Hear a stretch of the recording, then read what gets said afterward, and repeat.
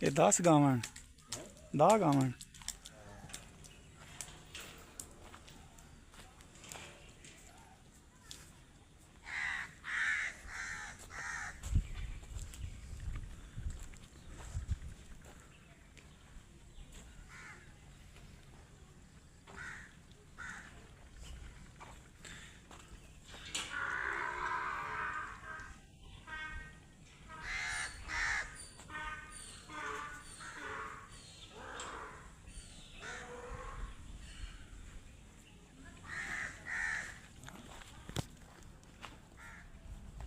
तीन तो तीन 6 9 तक 10 आज 10 गावां ने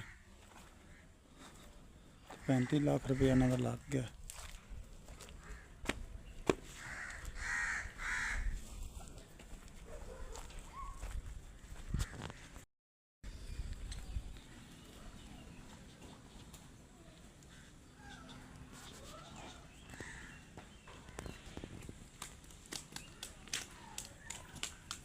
ये 10 गावां 10 गावां।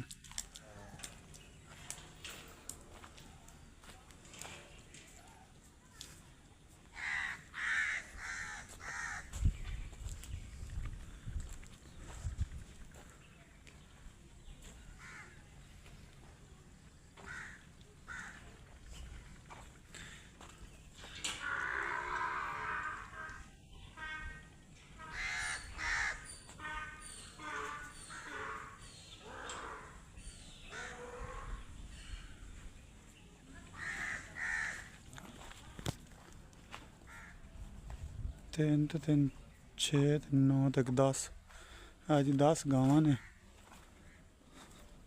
35 लाख रुपया इन्हां दा लग गया।